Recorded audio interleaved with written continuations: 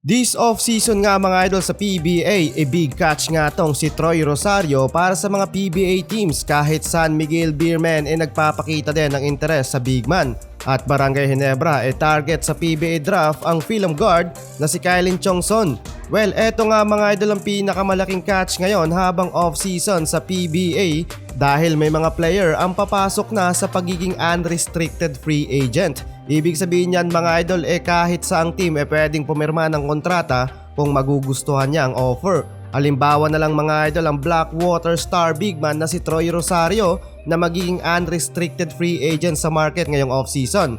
Si Rosario nga mga idol ay 32 years old na, number 2 overall pick noong 2015 PBA draft class. After completing 9 seasons sa Pro League, pwede na siyang mag-file para sa unrestricted free agency. Noong 2022 na trade papuntang Blackwater Elite si Rosario via 3-team trade kung saan involved dito sina Calvin Oftana at Brandon Ganuelas Rosser. Sa katunayan nga mga idol may offer pa rin naman sa kanya ang Blackwater Elite. And guess what? With the maximum salary plus bonuses para tapatan ang mga offer ng mga PBA big team sa big man.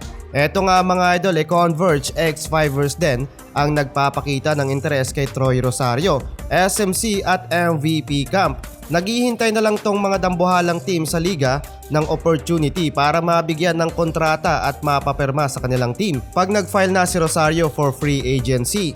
Ayon nga sa source ng Spin.ph, madami na daw mga idol na PBA teams ang lumalapit kay Troy Rosario. Pero sa ngayon mga idol, first option pa rin nila ang Blackwater Elite dahil maganda daw yung offer for 5 years, which is good deal kung tutusin dahil secure na yung financial security niya with the maximum offer plus bonuses pagkaapak niya ng edad 37. Pero hinihintay daw nila mga idol yung ibang offer ng ibang teams dahil marami pang pwedeng mangyari ngayong off-season. At dagdag pa ng source mukhang kakaunti ang big man na magpapadraft ngayong taon. Samantalang balitang Phoenix Fuel Master LPG, ngayong hawak nila ang 4th overall pick. Isa sa target nila mga idol ang 2023 UAAP champions, ang point guard na si Evan Nelly. Nangangamoy combo hustle to mga idol alongside with Richie Rivero. At para naman sa Barangay Ginebra, target ni Coach Timko ng film guard dahil it might be sa kanila mapupunta ang 3rd pick ngayong draft. Isa sa usapan dito mga idol ang ex-Alab guard and 32 years old PBA draft prospect na si Kylin Chongson. At bonus din mga idol, kailangan din nila ng legit na big man na makakatulong ni Sistan sa ilalim. So sa tingin ko mga idol, igagawan to ng SMC at Ginebra ang kanilang makakaya para makuha si Troy Rosario next season.